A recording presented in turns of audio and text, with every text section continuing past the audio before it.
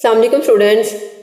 Okay students, हम FSc part 1 की biology का chapter number 2 that is biological molecules उसको डिस्कस कर रहे थे। हमने अपनी प्रीवियस वीडियो में लिपिड्स को पढ़ा, लिपिड्स क्या होते हैं, उनका स्ट्रक्चर क्या है, उनका फंक्शन क्या है। अगर आपने लिपिड्स वाली वीडियो नहीं देखी तो उस वीडियो का लिंक मैं ऊपर आई के बटन पे शो करिए, वहां पे जाकर इस वीडियो को देख सकते हैं। आज के टॉपिक में हम पढ़ेंगे एसाइल ग्लिसरॉल्स। एसाइल ग्लिसरॉल्स क्या होते हैं, किस तरह से बनते हैं, क्या स्ट्रक्चर है, क्या फंक्शन है। ठीक है, हम हर चीज आज के अपनी इसी वीडियो में डिस्कस करेंगे। एसाइल ग्लिसरॉल क्या है? एसाइल ग्लिसरॉल दरअसल दो चीजों से मिलकर बनते हैं। Number 1 is glycerol and number 2 is fatty acids. मतलब कि वो कंपाउंड जो ग्लिसरॉल और फैटी एसिड्स के मिलने से बने उसको हम क्या कहेंगे? Acyl glycerols. अगर एसाइल ग्लिसरॉल्स में देखें तो जो एसाइल ग्लिसरॉल के टाइप है ट्राई एसाइल ग्लिसरॉल या ट्राई एसाइल ग्लिसराइड भी इसको कहते हैं। ये मोस्ट कॉमनली यूज या मोस्ट वाइडली स्प्रेड या मोस्टली नोन जो टाइप है एसाइल ग्लिसरॉल्स की वो क्या है? ट्राई एसाइल ग्लिसरॉल्स या ट्राई एसाइल ग्लिसराइड्स। अगर हम एसाइल ग्लिसरॉल्स की एग्जैक्ट डेफिनेशन देखें तो क्या है ये हमारे पास? Esters of fatty acids and alcohol के फैटी एसिड्स और अल्कोहल का जो ईस्टर होता है, मतलब कि उसका एक जो इससे मिलकर एक कंपाउंड बनता है उसको हम क्या कहते हैं? Acyl glycerols. अब यहाँ मैंने एक वर्ड यूज किया है ईस्टर्स। ईस्टर्स क्या है?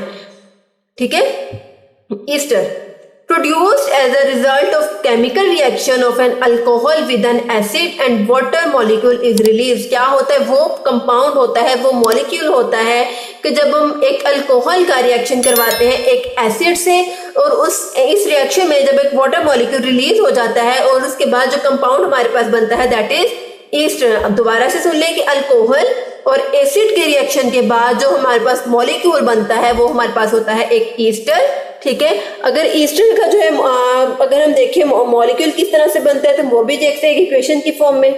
यहाँ पे देखें C2H5OH, ये क्या है हमारे पास? अल्कोहल है, जबकि HOC≡CH3 ये क्या है? एसिटिक एसिड है।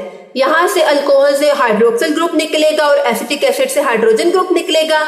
जब यहाँ से ये दोनों ग्रुप निकलेंगे तो बाकी जो मॉलिक्यूल बचेगा, यहाँ पे देखिए C2H5O ये वाला आ गया, C≡CH3 ये जो मॉलिक्यूल बना ये क्या हमारे पास? ईस्टर है।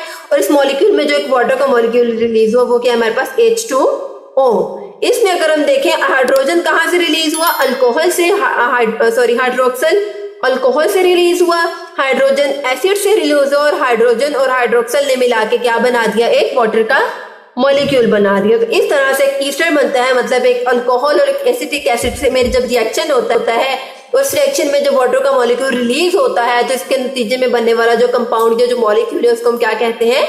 ईस्टर। ओके, अब ट्राइग्लिसराइड क्या कैसे बनते हैं? ठीक है, अब हमने वो देखने। ग्लिसरॉल के एक मॉलिक्यूल हमारे पास होगा ग्लिसरॉल का और 3 मॉलिक्यूल्स होंगे हमारे पास फैटी एसिड्स के। एक मॉलिक्यूल ग्लिसरॉल का और 3 मॉलिक्यूल फैटी एसिड्स के जब आपस में रिएक्शन करेंगे तो 3 मॉलिक्यूल्स निकलेंगे वाटर के और इस 3 वाटर के मॉलिक्यूल निकलने के बाद जो कंपाउंड या जो मॉलिक्यूल हमारे पास बचेगा that is try acyl glyceride. इसका स्ट्रक्चर भी हम देखते हैं।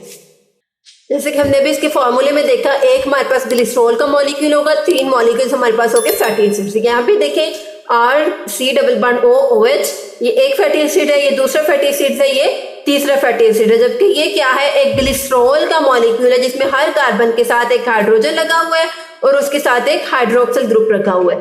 ग्लिसरॉल के मॉलिक्यूल के हर कार्बन के साथ जो हाइड्रोक्सिल ग्रुप है वो और फैटी एसिड्स के हर कार्बन के साथ जो हाइड्रोक्सिल ग्रुप है वो, इस फैटी एसिड के हाइड्रोक्सिल ग्रुप में से H रिलीज होगा और ग्लिसरॉल के जो है पूरे का पूरा हाइड्रोक्सिल ग्रुप जब रिलीज होगा तो इसके नतीजे में जो मॉलिक्यूल बनेगा that is try acyl glycerol. अब हम ये देखते हैं कि इनके नतीजे में कौन सा मॉलिक्यूल बने।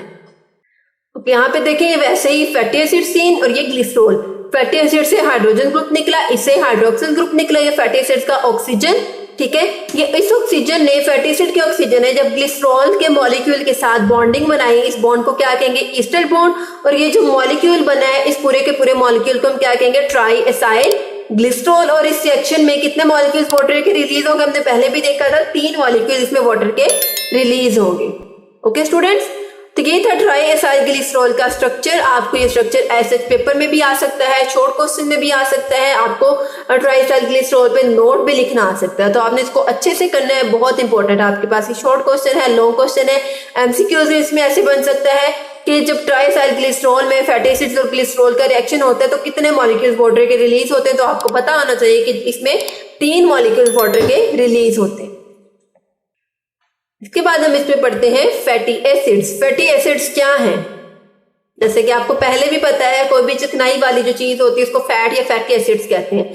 फैटी एसिड्स में actually even number of carbon atoms होते हैं, मतलब कि C2, C4, C6, C12, C14, 18, 16, मतलब इस तरह से जो इवन नंबर्स हैं उसकी फॉर्म में कार्बन एटम्स होंगे, और वो कार्बन एटम्स किस फॉर्म में अरेंज होंगे? स्ट्रेट चेन में, ना कि उसमें ब्रांच चेन होगी, ठीक है।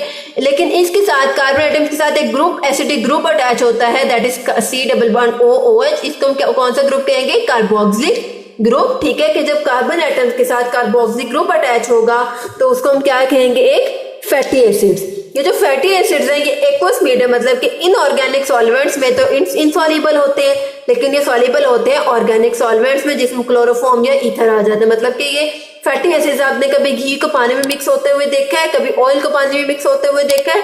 क्योंकि जो फैटी एसिड्स हैं वो एक ऑर्गेनिक मॉलिक्यूल है और जो वाटर है वो एक इनऑर्गेनिक है, ठीक है। तो इसी तरह ऑर्गेनिक में सॉल्वेंट होते हैं, सॉल्युबल होते हैं, और इनऑर्गेनिक में सॉल्युबल होते हैं, ओके। इसके बाद है मतलब हमारे पास टाइप्स ऑफ फैटी एसिड्स के फैटी एसिड्स की कितनी टाइप्स होती हैं, तो हम यहाँ पे 2 टाइप्स इसके पढ़ेंगे, सैचुरेटेड फैटी एसिड्स और unsaturated fatty acids. Saturated fatty acids कौन से फैटी एसिड्स होते हैं? वो फैटी एसिड्स जिसमें सिंगल बॉन्ड हो, लेकिन किस फॉर्म में? स्ट्रेट चेन में। कि स्ट्रेट चेन में वो फैटी एसिड जिनमें सिंगल बॉन्ड हो, कोई डबल या ट्रिपल बॉन्ड प्रेजेंट ना हो, उन फैटी एसिड्स को क्या कहेंगे? Saturated fatty acids. लेकिन अगर फैटी एसिड्स में डबल या ट्रिपल बॉन्ड प्रेजेंट है तो उन फैटी एसिड्स को हम क्या नाम देंगे? Unsaturated fatty acids. Fatty acids having single bond in straight chain, fatty acids having double और triple bond in straight chain. इसके बाद हम एनिमल्स और प्लांट्स में फैटी एसिड्स की अपीयरेंस देखेंगे। एनिमल्स में फैटी एसिड्स किस फॉर्म में होते हैं? प्लांट्स में। अगर हम एनिमल्स की बात करें, in animals fatty acids are in straight chain, while in plants fatty acids में फॉर्म ब्रांच और रिंग स्ट्रक्चर के। एनिमल्स में, ह्यूमंस में फैटी एसिड्स की स्ट्रेट चेन्स होती है, लेकिन जो प्लांट्स होते हैं उसमें या तो वो रिंग स्ट्रक्चर बनाएंगे या ब्रांच स्ट्रक्चर्स बनाएंगे, ठीक है। इसके बाद हम फैटी एसिड्स की कुछ प्रॉपर्टीज पढ़ेंगे। इसमें फैटी एसिड्स की सॉल्युबिलिटी और उनके मेल्टिंग पॉइंट्स को पढ़ेंगे। सॉल्युबिलिटी की अगर हम फैटी एसिड्स की बात करें तो जैसे जैसे कार्बन एटम्स इंक्रीज होते हैं फैटी एसिड्स की चेन में, वैसे वैसे उनकी सॉल्युबिलिटी जो है वो इंक्रीज होती जाती है, ठीक है।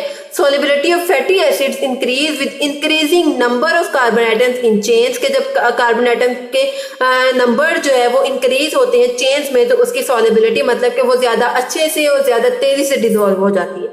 लेकिन अगर मेल्टिंग पॉइंट्स की बात करें तो इसी तरह से जैसे जैसे कार्बन एटम्स का नंबर इंक्रीज होगा वैसे वैसे जो है फैटी एसिड्स के जो है मेल्टिंग पॉइंट्स वो भी इंक्रीज होते जाएंगे। इसकी एग्जांपल अब यहाँ से देखें, 2 हमारे पास फैटी एसिड्स हैं, एक है पाल्मेटिक एसिड, एक है ब्यूटारिक एसिड। पाल्मेटिक एसिड में कितने कार्बन है? 16, जबकि ब्यूटारिक एसिड में कितने हैं? 4।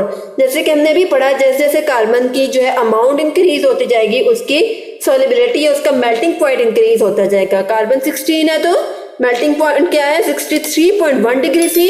कार्बन 4 है तो मेल्टिंग पॉइंट है इसका -8 डिग्री सेंटीग्रेड, ओके। इसके बाद हम इसमें पढ़ेंगे difference between fats and oils के फैट्स और ऑयल्स में क्या डिफरेंस है। फैट्स क्या है? हैज अनसैचुरेटेड फैटी एसिड्स, जबकि ऑयल्स क्या है? Has unsaturated fatty acids. Saturated और अनसैचुरेटेड फैटी एसिड्स हम पीछे पढ़ चुके हैं।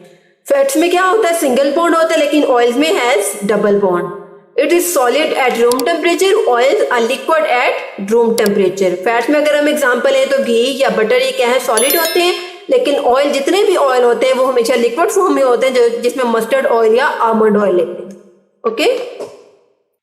Fats and oils are lighter than water and have a specific gravity of 0.8 के फैट्स और ऑयल हमेशा वाटर की उनकी डेंसिटी वाटर से कम होती है, इसी वजह से वो पानी के ऊपर ऊपर फ्लोट करते रहते हैं, तैरते रहते हैं, और इनकी स्पेसिफिक ग्रेविटी जो होती है वो हमारे पास 0.8 होती है, ठीक है। तो स्टूडेंट्स ये था हमारा आज का टॉपिक। आज का टॉपिक हमने ट्राई एसाइल ग्लिसरॉल्स को पढ़ा, एसाइल ग्लिसरॉल्स को पढ़ा, क्या होते हैं, किस तरह से फॉर्मेशन इनकी होती है। उसके बाद हमने इसमें सैचुरेटेड अनसैचुरेटेड फैटी एसिड्स को पढ़ा, फैट्स एंड ऑयल्स का डिफरेंस पढ़ा। आज के वीडियो में हमने सारी चीज़ें पढ़ी। अगर आपको इन चीज़ों में से कोई भी चीज़ अच्छे से समझ नहीं आई, किस चीज़ में कोई कन्फ्यूजन है, तो आप कमेंट सेक्शन में पूछ सकते हैं, ओके, तो अगर आपको आज की वीडियो अच्छी लगे तो मेरे चैनल को लाइक कीजिए, सब्सक्राइब कीजिए, साथ ही बेल आइकन के बटन को प्रेस कीजिए। इससे आपको मेरी हर वीडियो का नोटिफिकेशन सबसे पहले देखने को मिलेगा। ओके स्टूडेंट्स, अल्लाह हाफिज़।